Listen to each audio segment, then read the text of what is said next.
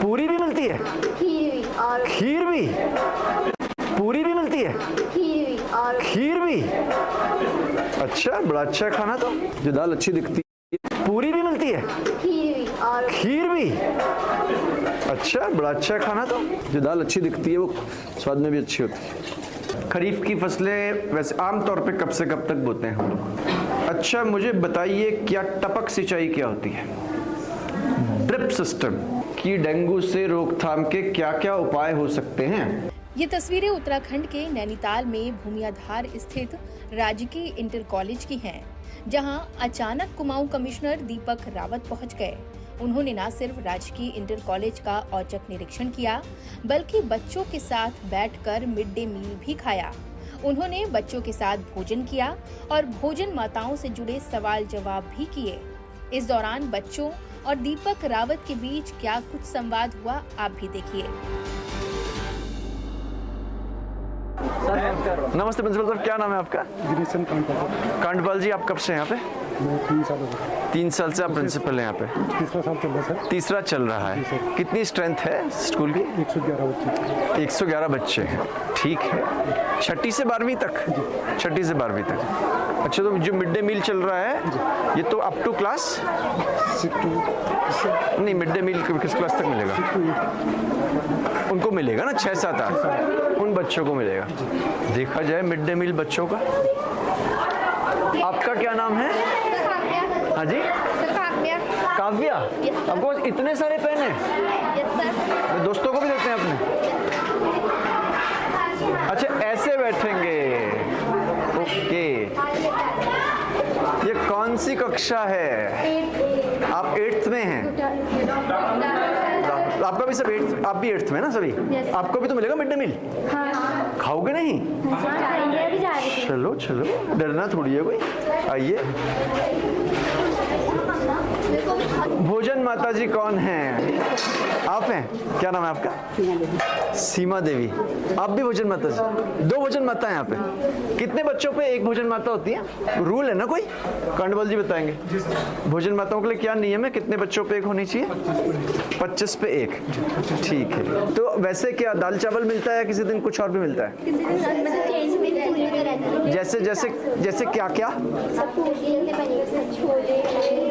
छोले चावल, कड़ी भी मिलती है?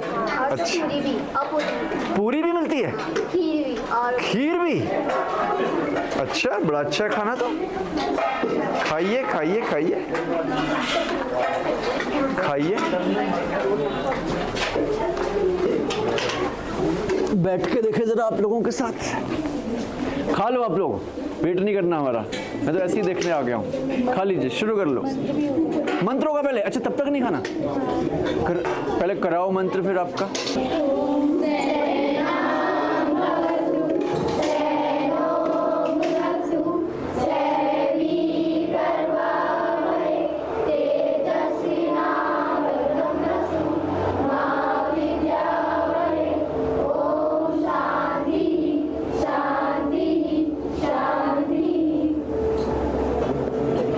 दाल बहुत अच्छी लग रही है, दिखने में अच्छी लग रही है, इसका मतलब होगी भी अच्छी।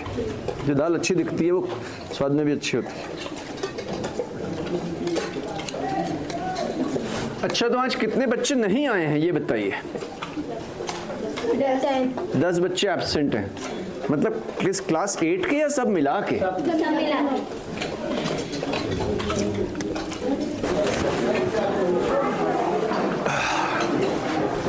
भोजन करने के बाद दीपक रावत क्लासरूम भी गए। उन्होंने देखा कि बच्चों को क्या पढ़ाया जा रहा है और बच्चों ने अभी तक क्या कुछ सीखा। हाँ, साइंस की क्लास होगी या नहीं? हो चुकी? साइंस की किताब दिखाओ कोई भी मुझे। थैंक यू, बैठ जाइए बैठ जाइए। अच्छा, देखूं क्या क्या पढ़ाते हैं आजकल साइंस में आपको। अच्छा, आप मुझे बताइए जो खरीफ की फसलें होती हैं, खरीफ की फसलें वैसे आमतौर पे कब से कब तक बोते हैं हम लोग? कोई बताएगा? कोई भी बता सकता है। जिस जून से सितंबर। अब जो छोटे बच्चे हैं आप उठ जाइए। हाँ, अब आप बताइए, खरीफ की फसलों में आमतौर पे क्या क्या बोते हैं हम लोग? खरीफ की फसलों में चावल, धान, यानी कि बहुत बढ़िया। और मक्का, गेहूं खरीफ में तो नहीं आता, गेहूं रबी में होता है। बहुत अच्छा, बैठ जाइए। अच्छा बताया आपने। अच्छा मुझे बताइए, क्या टपक सिंचाई क्या होती है? Drip system.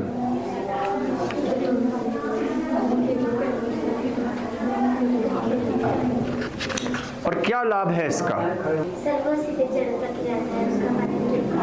वेरी गुड, सीधे जड़ों तक जाता है तो बर्बाद नहीं होगा।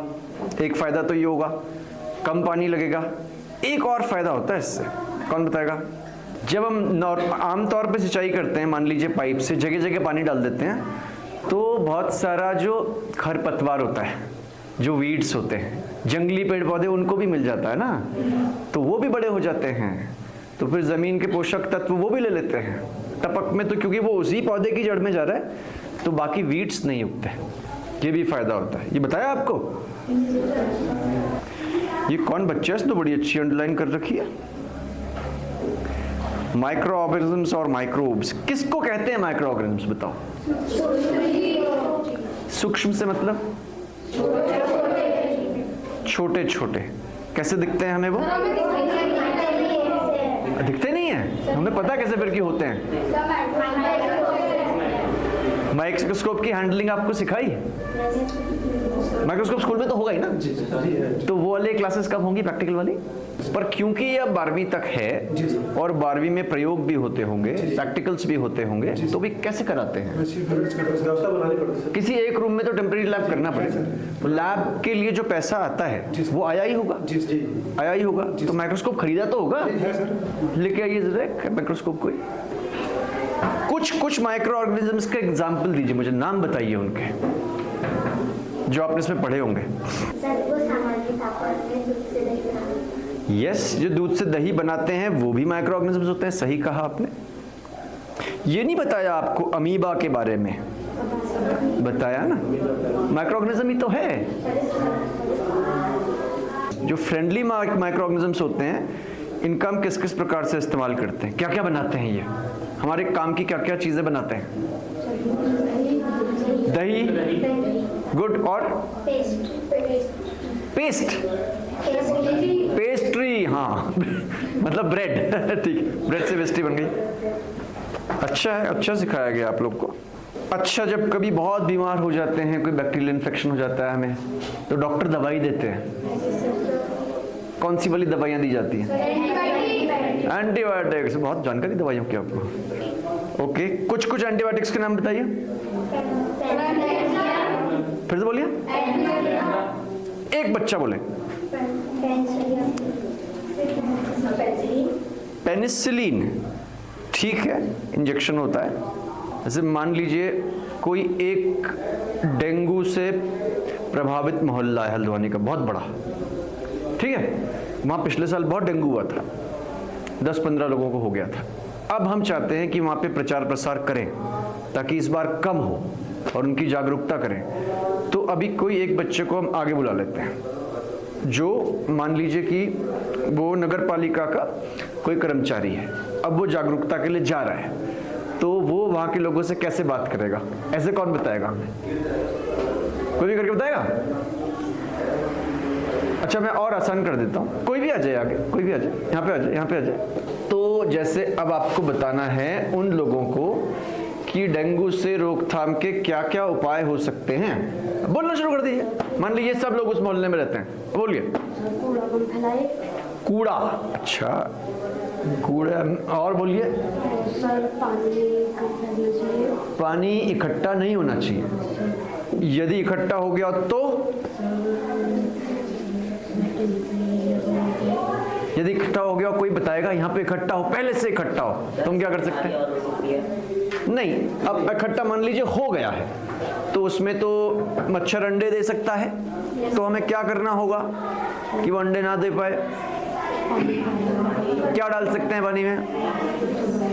दवाइयाँ तो डाल ही सकते हैं, कई बार नहीं हो पाता है तो हम लोग उसमें केरोसिन भी डलवा देते हैं, ऊपर एक फिल्म बन जाती है, तो फिर मच्छर अंडे नहीं दे पाता है। निकासी भी करवा सकते हैं। पुराने टायरों के अंदर मिल जाते हैं, जो पड़े रहते हैं लावारिस टायर, आपने देखे होंगे ना, किसी का भी नहीं होता, पड़ा रहता है। और अभी एक जगह जहाँ पे बहुत पूजा पाठ होती है तो बहुत सारे नारियल के जो छिलके पड़े होते हैं उनके अंदर भी बहुत सारे डेंगू मिले थे। ये सब हमने नष्ट करवाए थे। Thank you, thank you, thank you बेटा, थैंक यू। पढ़ाइए आप लोग, कैरी ऑन। बता दें कि इससे पहले भी दीपक रावत कई गांवों और स्कूलों का औचक निरीक्षण कर चुके हैं। हालांकि राजकीय इंटर कॉलेज की छात्राएं दीपक रावत से मिलकर बेहद खुश